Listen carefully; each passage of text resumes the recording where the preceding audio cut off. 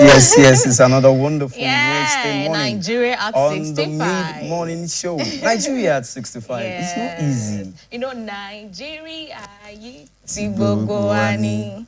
Kó má gbọ́dọ̀ bàjẹ́. Ó bàjẹ́ tì. Torí kò sí ibòmíràn tí a lè lọ. Kò sí o. Àjò lè dàbí ilé. Ẹ jẹ́ ká sowọ́pọ̀ ká fìgbọ̀n gbéga. Gbé kémi gbé. Sincerely, we are so glad. We are super grateful to God. You know, Nigeria at 65. What a milestone, I must say. It's a milestone. Congratulations, Nigerians. Congratulations to Nigeria itself. How are we doing? Good morning, good morning, good morning. You're welcome to the Mid-Morning Show on BCOS television.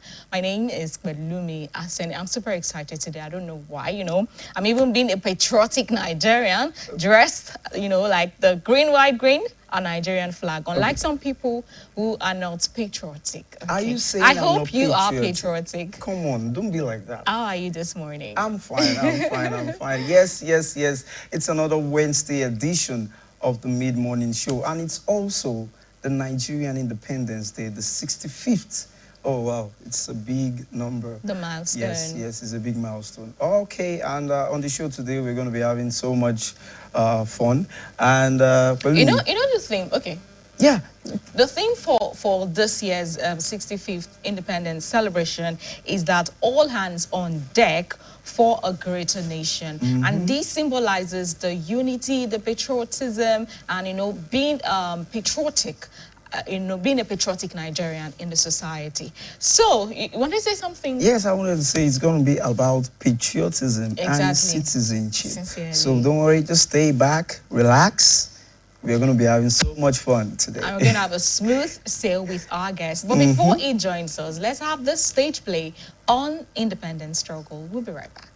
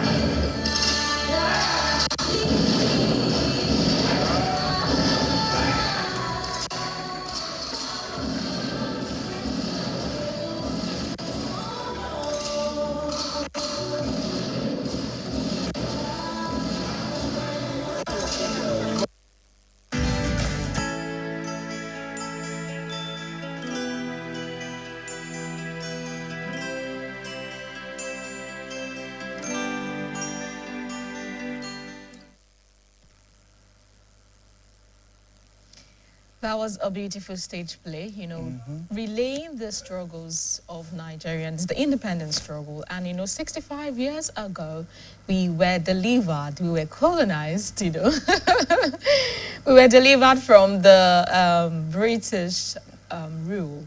And glory be to God, we have our independence at Igbominira, Nigeria at 65. All right, once again, happy Independence Day, Nigerians. And we have a guest with us already.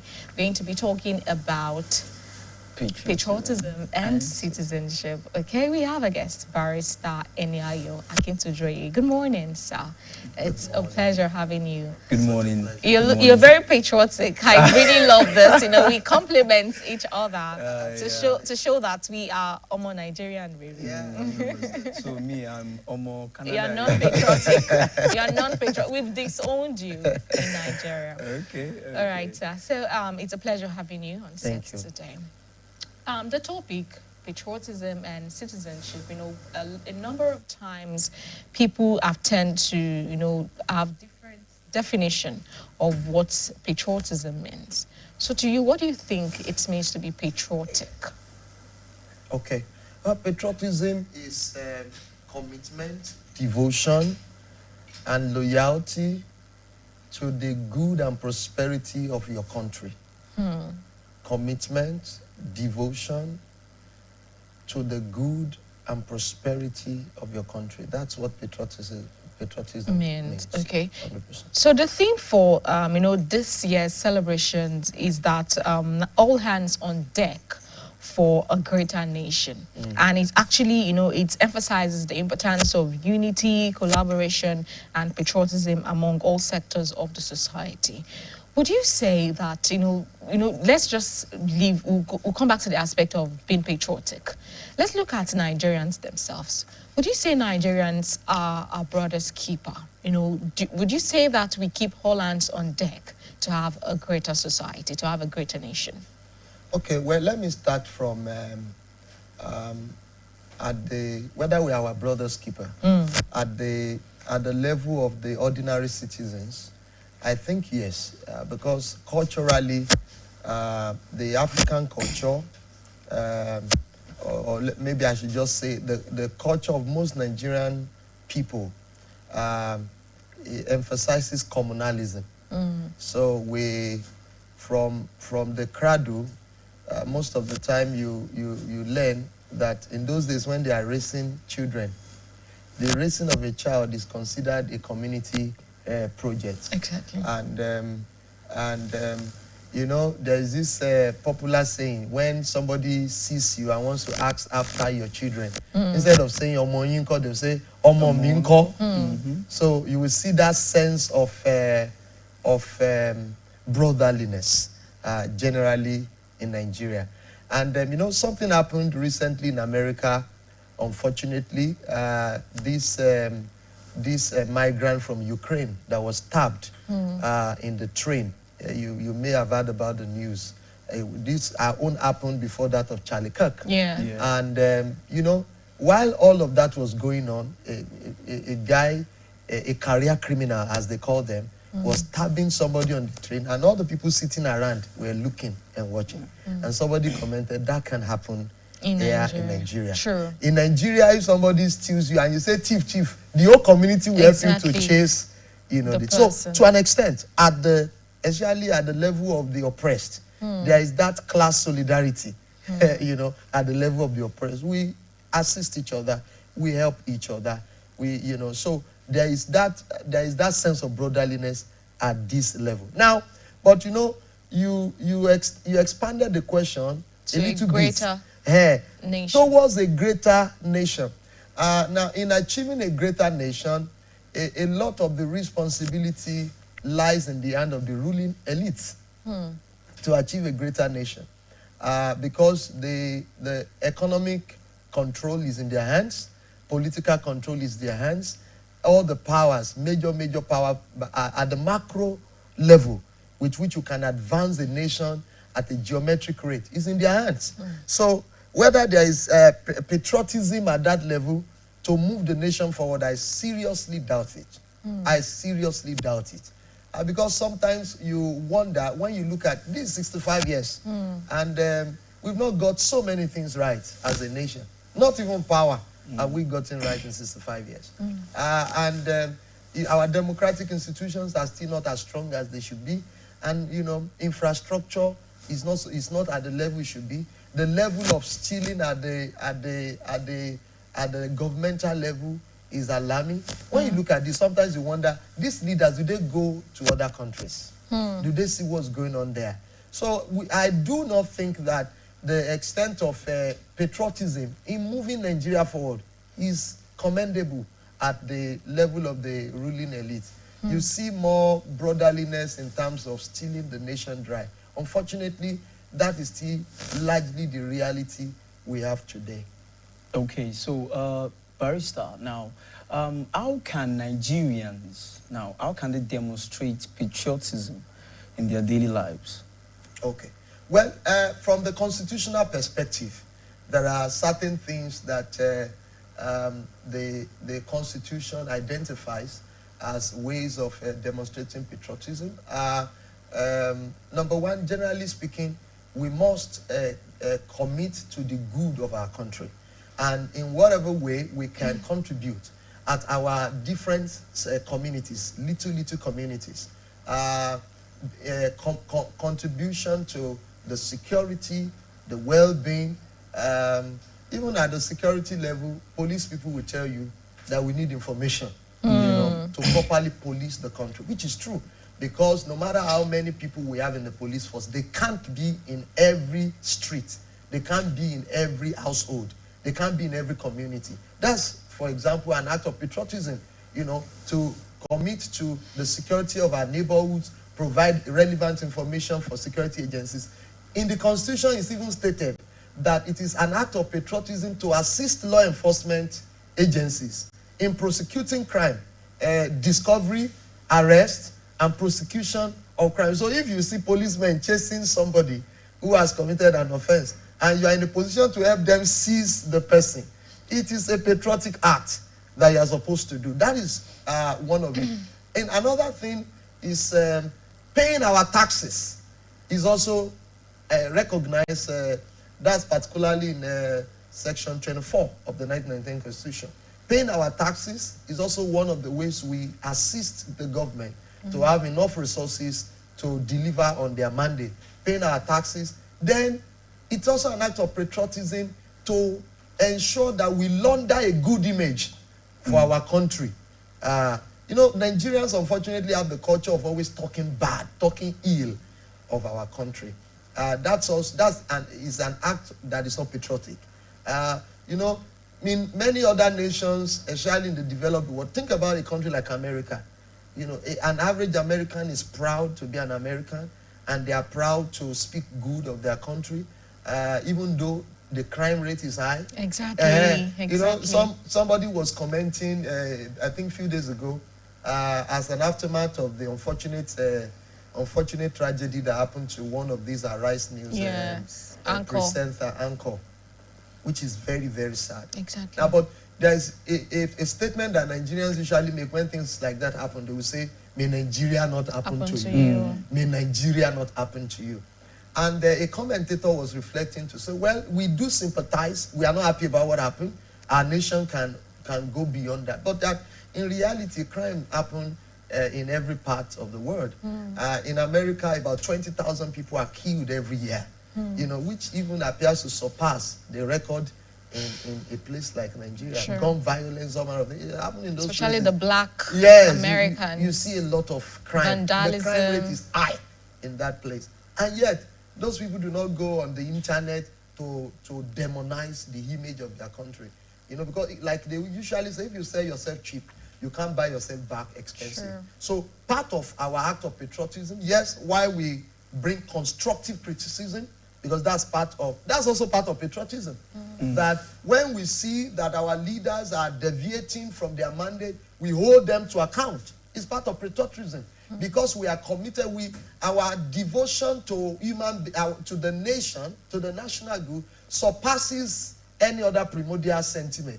And whether it's my tribesman that is in power, you know, whether it's my kinsman, If we see that they are deviating, we hold them to account. We bring constructive criticism and feedback. It's also a patriotic act. But while we are doing that, we do not go to the extreme of painting our nation black and in the international community, on the internet, and all of that. So it's part of our patriotic act to also project a good image. All right, of Barrister, our country. thank you for that.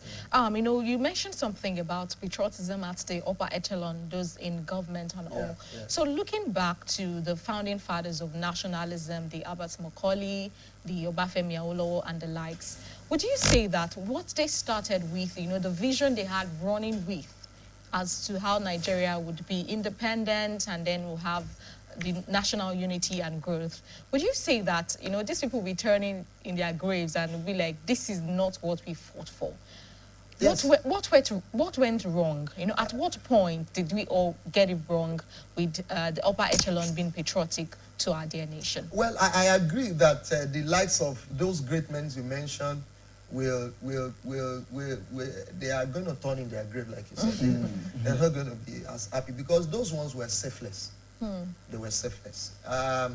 They were selfless. They apparently went into government to serve the people, not to serve their belly. They went to serve the people. There is a popular quote attributed to Awolowo where he said, "While other men are frolicking with women of easy virtues, I sit late at night on my table thinking about how to solve the problem of the country." You know, these people stay late nights thinking about how to solve the problem of the people, thinking about how to make the lot of the common man better. And they pushed the resources of the state to build the state. They only took little for themselves just to maintain their life, you know, just to maintain their life. They are not, they did, you know what we call kleptocracy, you know? Exactly. Kleptocracy is when it's like a mental disorder. When you are accumulating wealth, of course, illegally, stealing wealth, you know, to a point that you cannot finish spending it. You know, it has gotten to a point whereby it's as if you have a mental disorder. What do you need all this money for? You are just keeping it to yourself. And the common man is suffering on the street. They are hungry. There are no good schools. The hospitals have no equipping. 65 years after. It's sad. 65 years after. Many of our hospitals are debt traps. They can't respond to emergencies. There is no light. There is no doctor on call. And even minor issues, people have to go abroad to go and attend to 65 years after. It's a shame. It's a shame. So you're trying to say that, you know, those fathers, those founding fathers, they were looking at the good of Nigeria. Sincerely speaking. But recently, it's not like that. Now look at the free education policy in the Western Nigeria, for example, that men like Awolowo pioneered. After these people died, how many have you heard of their likes stashing money abroad and then they are repatriating it? We have one of our leaders in Nigeria that the money is stole almost 20 years after he died. We have not fully recovered it. We didn't hear things like that with the men of Awolowo, Ahmadu Bello, Albert Macaulay. We didn't hear it about those guys. They were selfless. That's the difference. We have resources enough to fix this nation. But when 70% of it is stolen, now a road is awarded. And what it takes to deliver a road that will last 30 years, for example, is 2 billion. Now, sometimes in our current contemporary, they will inflate it, call it 5 billion. And at the end of the day, it is actually 500 million they will use. So you deliver a substandard road that cannot last in 5 years. Everything is already peeling out. So indeed, they are doing a lot of projects. But the projects are inflated. Resources that could have been used to do like 4 times, it deliver 1/4. So we now say that there is not enough money to deliver infrastructure. We are now going out to even borrow more because there is no efficient use of resources, because a lot of it is stolen. So I agree. I'm agreeing with the point that the current generation of leaders do not reflect the virtues and the values of the first generation of leaders that we had in Nigeria. And that is the problem we're having. So where did we get it wrong? Oh, well, I think we'll talk about where we got it wrong. Sorry to cut you short. We need to take this commercial. Oh, yeah. All right, we'll be right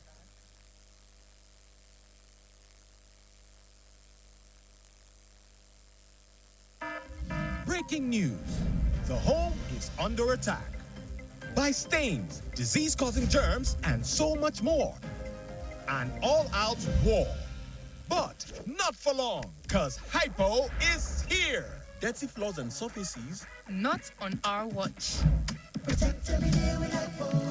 Dirty and stains no fit do us shakara. We got the remedy, original palasa. Hypo, go Hypo. Protect your home every day with Hypo. Cleaning every surface, sanitizing home. Shine every corner, enter every corner. Your sitting room, kitchen, even the toilets. For cleaning, Hypo now, no lose guard, protect your home with Hypo now. And just like that, the day is saved.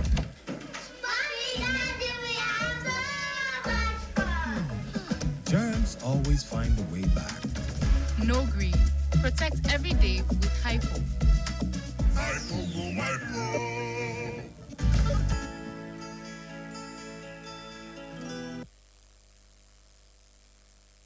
All right, welcome back. It's still the Mid-Morning Show, the special edition where we are celebrating Nigeria at 65. Happy Independence Day, Nigerians, once again. And we have our guest with us, Barrister Enyayo Akintujoye. And we're looking at the topic, patriotism and citizenship. Before we took that break, we're talking about where we got it wrong, you know, from the founding fathers of nationalism and to having, you know, people at the upper echelon being patriotic to our dear nation. Yeah, we got it wrong. I think that we started getting it wrong when the military started getting involved in power. You know, after the First Republic, you know, all the leaders we've mentioned, they were at the helm of affairs in the First Republic. Yeah. After the First Republic, and the military made incursion into power, many of them, they did not go there to serve. They didn't go there to serve. They went there, they were hungry for power. They went there for personal aggrandizement. They went there for their own belly. And a lot of them do not even have the skill, the training for proper leadership. And we began to see the culture of corruption. And because during the military regimes, there were no checks and balances. That was another challenge. There were no checks and balances. The first thing they do is to suspend the constitution. And there is no legislature during the military regimes. Both legislative and executive power was in the Supreme Military Council. And the judiciary usually was in operation, but they didn't have the courage to challenge the powers that be. And even if they gave a judgment that was against the power, the military, they could ignore it and nothing could happen. Sure. So because of absolute power that the successive military regimes had, they could do and undo. And unfortunately, because many of them did not go there with a patriotic spirit, and they didn't even have the training, they didn't have the right background on public administration, leadership, and all of that. So if you mix all this together, that was when maladministration, waste of resources, and corruption started in Nigeria. Now, you know, one terrible thing is that when a bad culture lasts for a long while, it can reshape the values of an entire society. So that was how our values began to change gradually.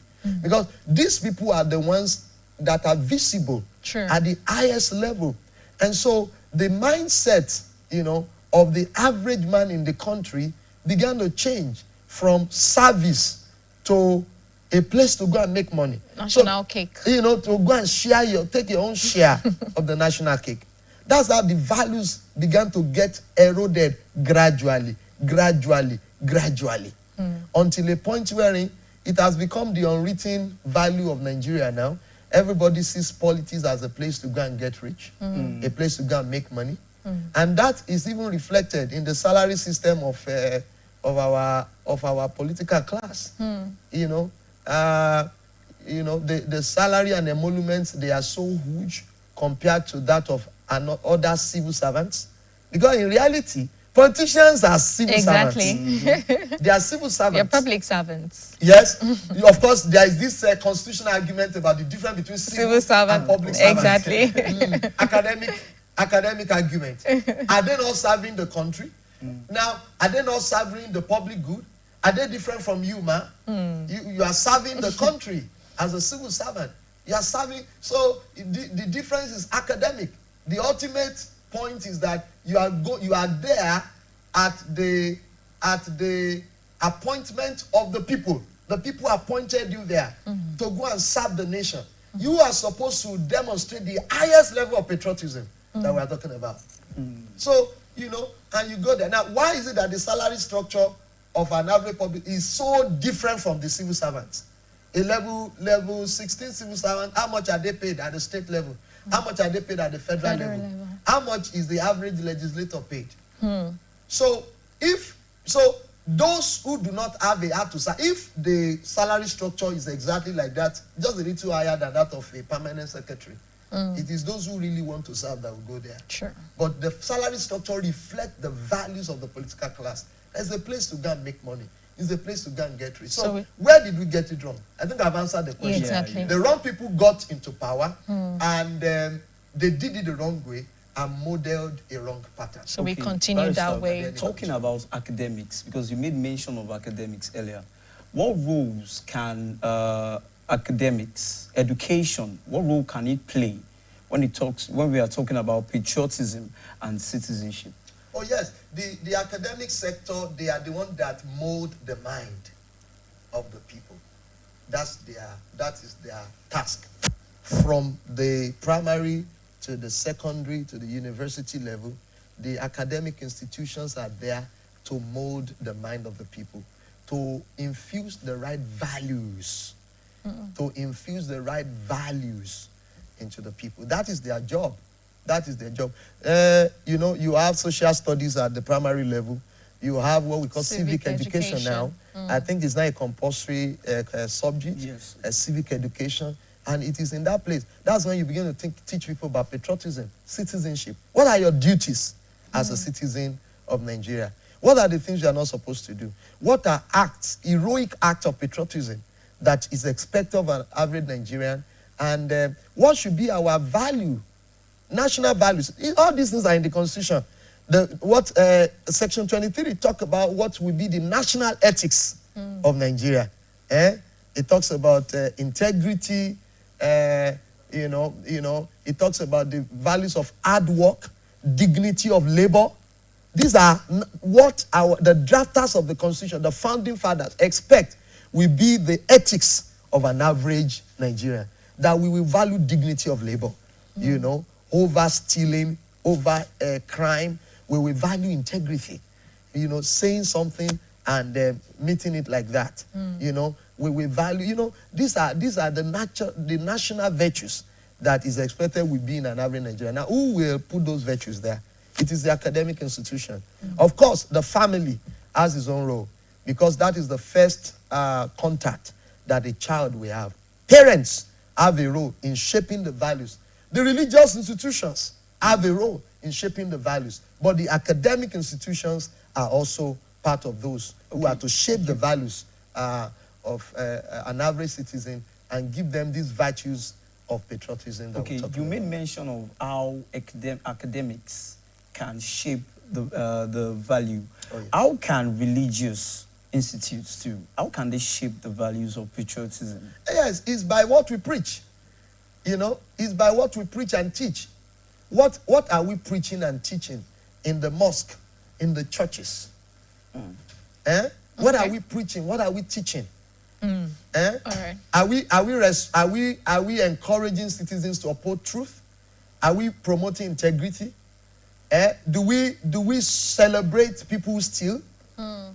Do we give them the front seat in the church because they can donate the highest money without checking what is the source of their wealth?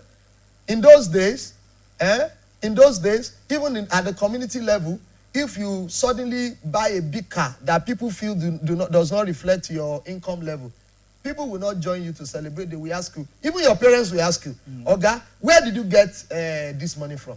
So at the religious level, that's how we can begin to shape the values. We don't celebrate people just because of how big their purse is.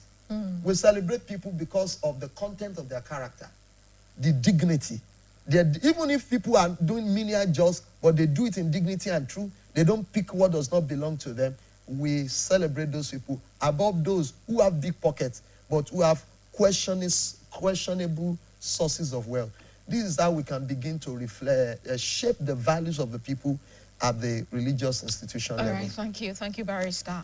Looking at Nigeria, you know, people would say that variety is the spice of life, and we have different ethnic groups. You know, we have different religious divisions in our country, in our dear country, Nigeria. So, how can Nigerians, you know, how can they overcome the divisions to foster a stronger sense of national unity and patriotism?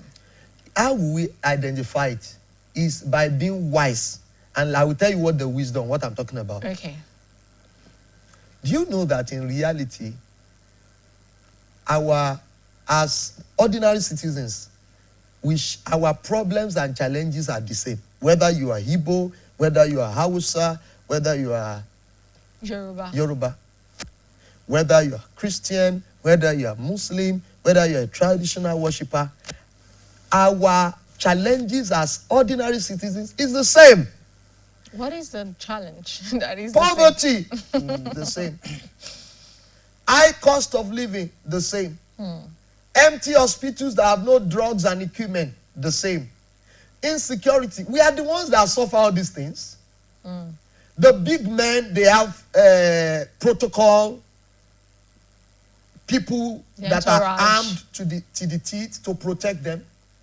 It is me and you, ordinary citizens, that suffer from insecurity. We are the ones that can't afford to go abroad for little ailments. The ruling class, the moment there's any little issue, they don't come to our hospital. The hospital, they fail to equip. They run abroad to get the best. So if we Nigerians, especially ordinary citizens, if we can know the reality, the truth, we will be wise. The ruling class want to divide us for their own selfish gain. They want to paint a picture that because at the moment the person who is the president is a Yoruba man like me, that automatically makes my life better. Foul is a lie. It doesn't automatically make my life better as a Yoruba man. It doesn't. In reality, the ruling class are not divided. They are united in whatever they are doing. Whether it's good agenda or not, you judge. They are united. How do they put a balance to, you know, being united? The fact that sometimes you hear cases of Igbos, of Hausas, you know, fighting for their own nation, you know, that we shouldn't even go into that one today. It's because we have been deceived. We have been deceived to think that the reason why we are in this state we are is because it is not the man from my tribe that is ruling, which is not true. When the man from your tribe now finally gets there, he will do 8 years, and you will suddenly wake up after 8 years and realize that your life has not been better. The hospitals have not suddenly become equipped. Security has not suddenly been provided. Suddenly, it's not as if because your kinsman has been in power that he has suddenly now equipped the schools. You suddenly wake up after 4 years or 8 years and realize that your kinsman has only done the same thing that other people have done. Maladministration, ineptitude, and corruption. So you suddenly realize that really, in reality, that your kinsman is there has not made any difference. It's not about tribe. It's about what is the values. Our leaders, are they patriotic? Are they patriotic? Are they going there to serve the people? When we have people who go there to serve the people, whether you are Hausa, Igbo, they will help the entire nation as one. They will have national policies, national programs that will get everywhere. Hospitals will be equipped. Infrastructure will come.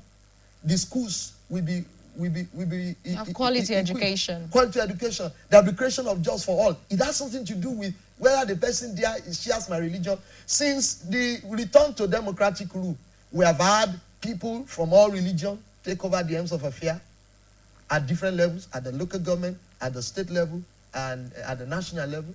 We have had people from the tribe, but it's the same story. So we ordinary citizens need to wise up. And see, if I see my brother who is an Hausa, I should see him as a comrade in suffering. As a comrade, we are in the same class, the oppressed class. We are both oppressed. His existential reality is not different from mine. So I cannot see my brother who's an Hausa or Igbo or is Shekiri as a problem. We are the same. And we should give ourselves a hand of brotherhood and say, brother, I hope you are coping well with the suffering and the oppression.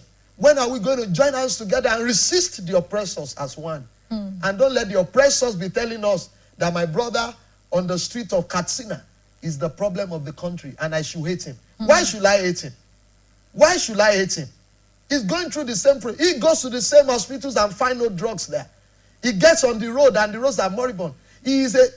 People that are in Katsina are as much victims of kidnapping as people in the southwest. Sure. There is no difference. We are the same in the oppressed class.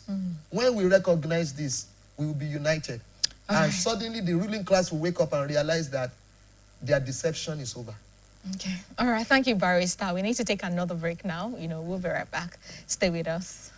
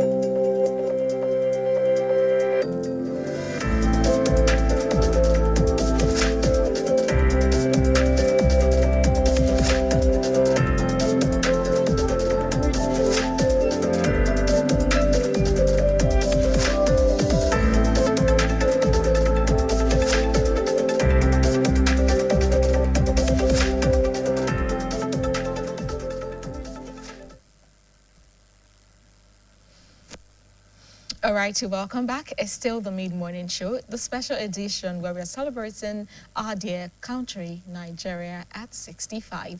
And we still have a guest with us, Barrister Enyayo Akintujoye, where we're looking at the topic, patriotism and citizenship. All right, Barrister, we need to create a balance to it. You know, we've actually spoken about the excuses of the people at the upper echelon, the people in power. So now we need to talk about the good people of our dear nation, Nigerians themselves, the citizens, you know, the oppressed, like you said, you know, Yes. the oppressors, the oppressed class. the oppressed class coming together. So I believe that we ourselves, we have quite a number of things we need to work on. You know, no more excuses. We know that the upper echelon, they are doing theirs, but the oppressed class, like you've said, the young generation, you know, on social media, we say a lot of things, and we can even see it even in our society. You know, the country, the way the people defecate on the road, the traders, the artisans, how they react to their fellow citizen. So let's talk about how do we have the right attitude, the right mind of being a patriotic citizen, even to our dear oppressed class? Okay, thank you very much. Part of the, we've mentioned a few of the duties of the citizen of Nigeria. You know, we've mentioned it at the opening. Yes. And some patriotic acts. Exactly. We already highlighted some of them. That it's important that we as citizens imbibe. But there's also another one, which is in section 24 of the Constitution, that is part of the duty of every citizen to respect the dignity of other citizens and the rights and legitimate interests of others, and live in unity and harmony in the spirit of common brotherhood. That's there. So respecting each other's rights and interests. And what I said last, I think, is relevant here. Exactly. You know, sometimes even in the oppressed class, we take out our frustration on each other. Exactly. You know, cite an example, probably you want to see a boss and then, you know, the gatekeeper is restricting you. Yes. And you're like, Yes. are we not in this together? Yes. So, and part of what I said the other time is important for us to recognize that we are brothers, even brothers in suffering. Oh, yes. And so, with that understanding, we will love each other, we will respect each other, and we will commit to promoting each other's interest. It's part of our duties, you know, as citizens of Nigeria, and it's patriotic. It's a patriotic act. So that's one of it. Make positive and useful contribution to the advancement, progress, and well-being of the community where we reside. I mentioned that earlier as part of the duties of Nigeria. Make positive contribution to the community. So when we talk about positive contribution, it then means that anything that can obstruct progress, you don't engage in it. You don't destroy public properties, for example, because you know that it is part of your resources and that of your children's children that was used to this. So no matter how aggrieved we are, even when we do protest, we don't get to the extent of our protest must be peaceful. We don't destroy public property. Or looting. We don't loot government property or the property of co-citizens Exactly. as our brother in oppression. Oh yes, we don't do that. And that of the government, we don't do it. It's also an act of patriotism.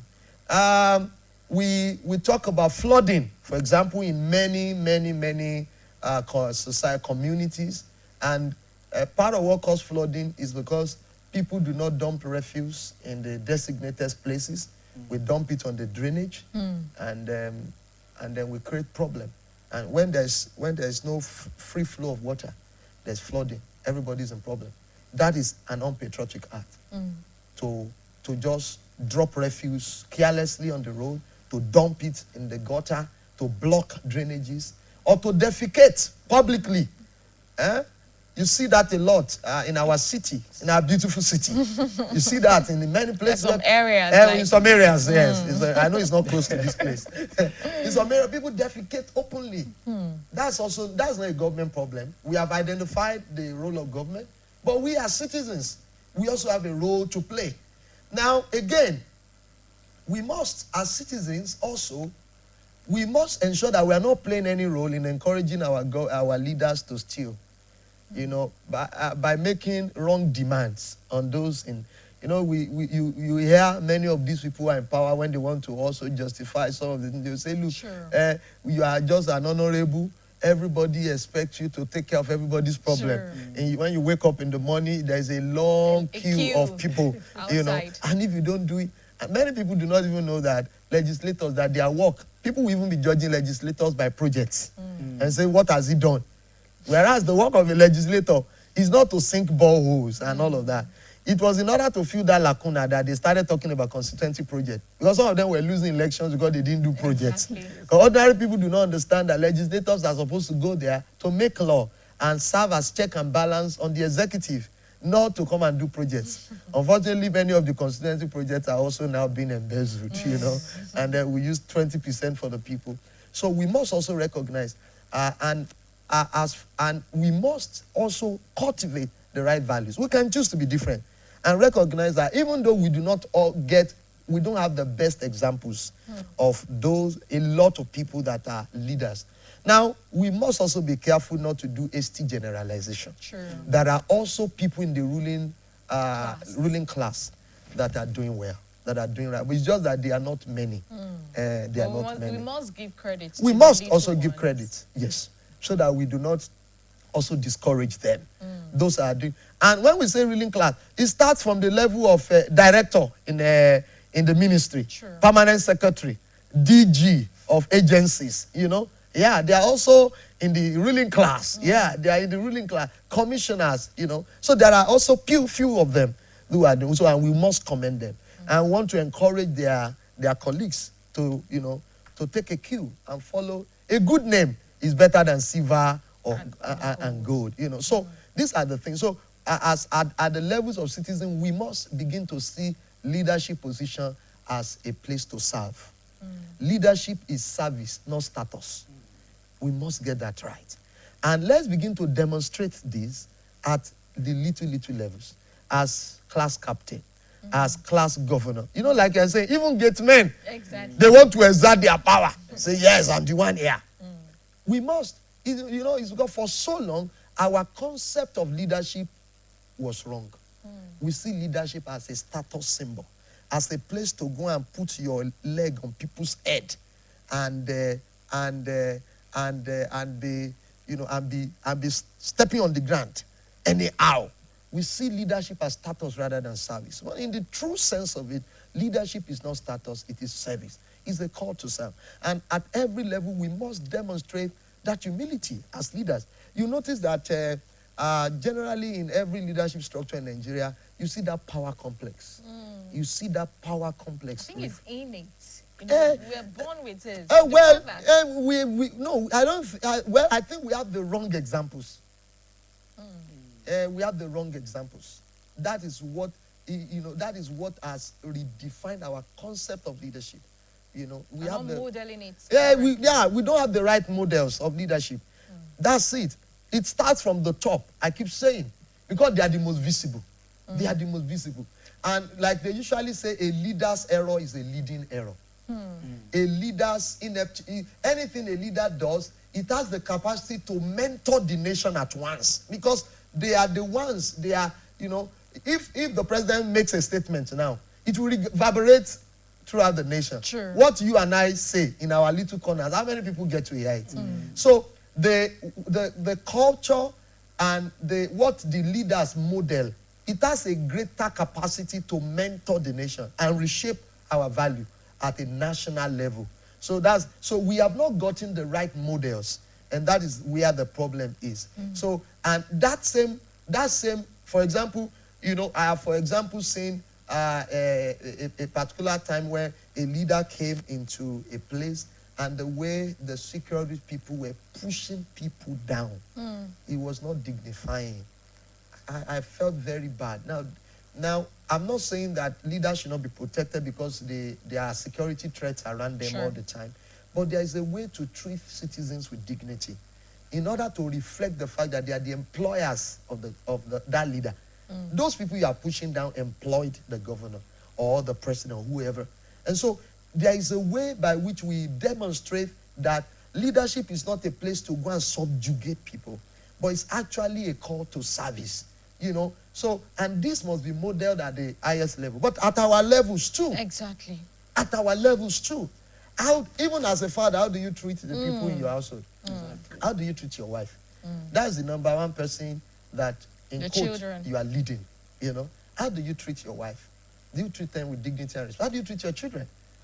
It's the same. It's the same at different levels. As a class teacher, as a headmistress, Different sectors. at different levels.